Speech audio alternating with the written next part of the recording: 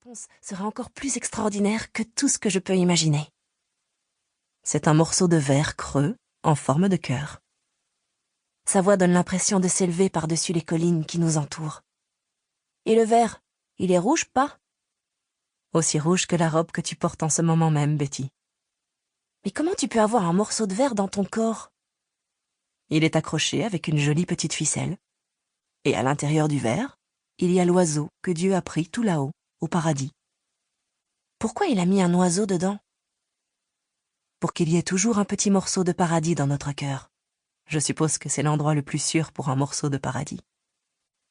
C'est quel genre d'oiseau, pas? Eh bien, petite indienne, dit-il en frottant son allumette sur le ruban en papier de verre de son chapeau à large bord.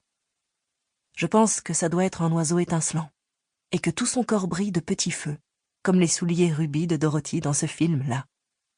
Quel film? Le magicien d'Oz. Tu te souviens de Toto? Il aboie et finit par un long hurlement. Le petit chien noir? C'est ça. Il plaque ma tête contre sa poitrine. Tu entends? Toc toc, toc toc. Tu sais ce que c'est ce bruit? Toc toc, toc toc. C'est le battement de ton cœur. C'est le bruit que fait l'oiseau en battant des ailes. L'oiseau? Je pose la main sur ma propre poitrine. Et qu'est-ce qu'il devient, cet oiseau, pas? Tu veux dire quand on meurt? En me regardant, il plisse les yeux comme si mon visage était devenu le soleil. Oui, pas, quand on meurt. Eh bien, le cœur de verre s'ouvre, comme un médaillon, et l'oiseau s'envole pour nous conduire au paradis, afin qu'on ne se perde pas en route.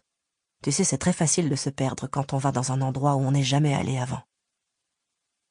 Je laisse mon oreille collée contre sa poitrine, et j'écoute le battement régulier.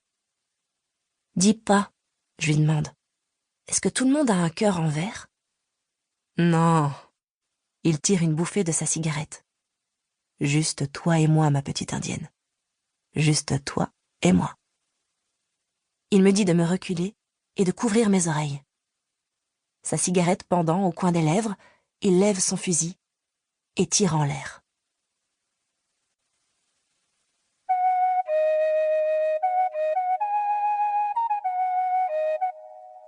Première partie.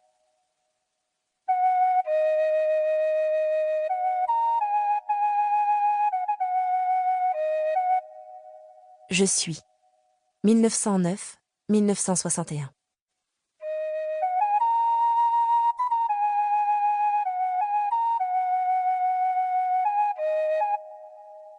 Chapitre 1.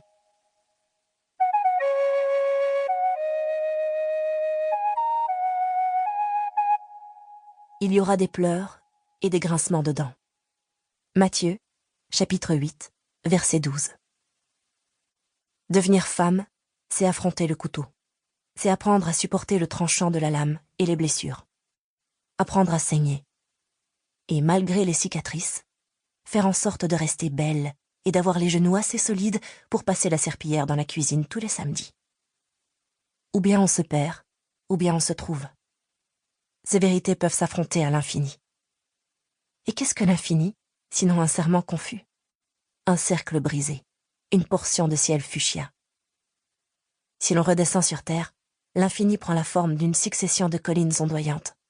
Un coin de campagne dans l'Ohio où tous les serpents dans les hautes herbes de la prairie savent comment les anges perdent leurs ailes. Je me souviens de l'amour incandescent et de la dévotion, autant que de la violence. Quand je ferme les yeux, je revois le trèfle vert jaune qui poussait autour de notre grange au printemps, tandis que les chiens sauvages venaient à bout de notre patience et de notre tendresse. Les temps changent, pour ne jamais revenir. Alors nous donnons au temps un autre nom, un nom plus beau, pour qu'il nous soit plus facile d'en supporter le poids à mesure qu'il passe, et que nous continuons à nous rappeler d'où nous venons. En ce qui me concerne, je viens d'une famille de 8 enfants. Nombre d'entre eux sont morts dans leur première jeunesse. Il y a des gens qui ont reproché à Dieu de ne pas en avoir pris davantage. D'autres ont accusé le diable d'en avoir laissé encore trop en vie. Pris entre Dieu et le diable, l'arbre de notre famille a grandi avec des racines pourries, des branches brisées et des feuilles rongées par les champignons. Il est tout tordu et... Pour continuer à écouter ce livre audio gratuitement, cliquez sur le lien dans la description et vous pourrez l'écouter en entier sans frais grâce à l'essai de 30 jours d'Audible.